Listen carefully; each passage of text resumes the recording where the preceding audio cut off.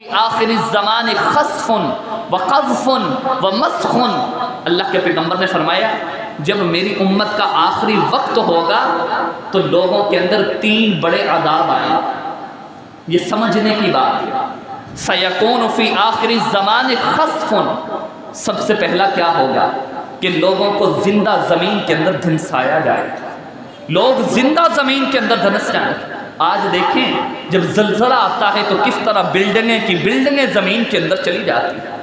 خسف و قذف، لوگوں کے اوپر پتھروں کی بارش ہو۔ آپ تھوڑا سا ماضی قریب کے اندر چلے گئے، جب فصلیں پکی ہوئی تھیں اللہ کی طرف سے کتنے بڑے بڑے اولے پڑے، آپ ذرا خود غور کریں، پکی پکائی فصلیں بالکل تباہ و برباد ہو گئی، کس وجہ سے؟ اللہ کے پیغمبر کا یہ فرمان ہے سیکون فی آخر الزمان خسف و قذف و مسخ۔ کتنے لوگ آپ کو ملیں گے، اللہ کے پیغمبر نے فرمایا ان کے چہرے مسخ کر دیے جائیں، ان کی پہچان ختم کر دی جائے گی۔ اور وجہ کیا ہوگی؟ قیل ومتی ذلک یا رسول اللہ صلی اللہ علیہ وسلم، پوچھا گیا اللہ کے پیغمبر وجہ کیا ہوگی؟ تو اللہ کے پیغمبر نے فرمایا اذا ظہرت المعازف، جب لوگوں کے اندر قرآن مجید سے زیادہ ان کے اندر موسیقی کے آلات عام ہو جائیں گے۔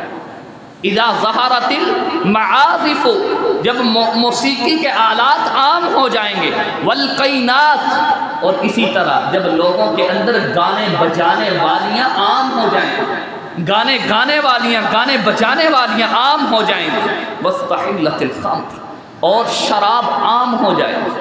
لوگ شراب کو گناہ سمجھ کر کے پیئیں گے نہیں، بلکہ اس کو ثواب سمجھ کر کے اپنی تھوڑی سی تفریح کے لیے اس کو چکھیں گے اور اس کو پیا کریں گے، اس کو عام کر دیا جائے گا۔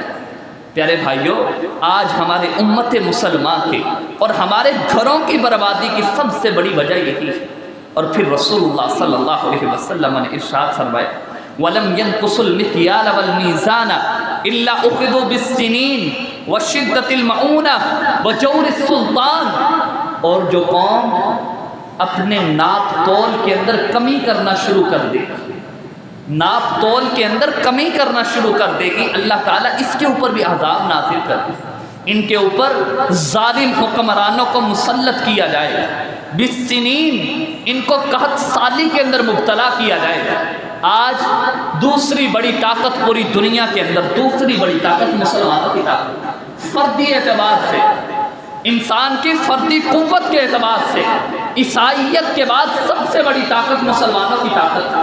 لیکن جب دل کرتا ہے امریکہ اٹھے وہ کچل کے رکھ دیتا ہے، اسرائیل اٹھے وہ کچل کے رکھ دیتا ہے، مسلمان اپنے لیے کچھ بھی کر نہیں پا رہے۔ وجہ کیا ہے؟ آج اپنے اندر ذرا سوچئے کہ ہمارے اندر کون سی ایسی خرابیاں ہیں۔ اللہ تعالیٰ نے قرآن مجید میں بیان کیا، سیدنا لوط علیہ السلام کی قوم ہے، ان کے اندر ایک فحاشی والی عادت بڑھ گئی، اللہ نے تباہ کر دی۔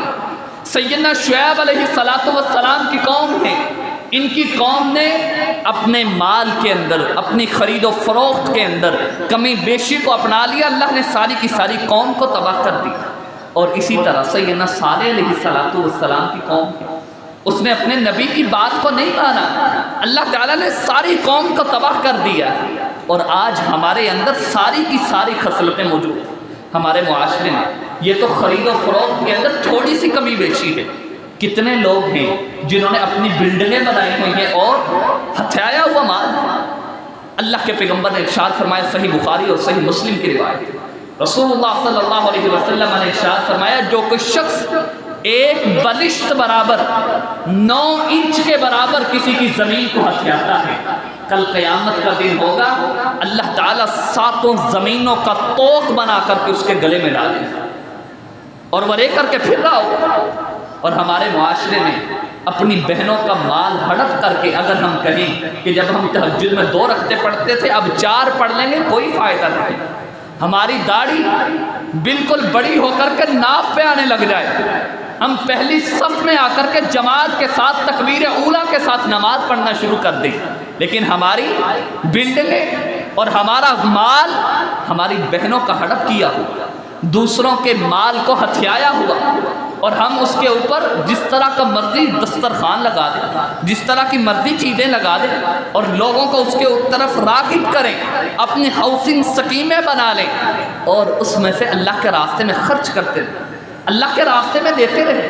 اللہ کے پیغمبر نے ارشاد فرمایا ان اللہ لا ينظر الى صورکم ولا الى اجسادکم ولا الى اموالکم ولكن ينظر الى قلوبکم۔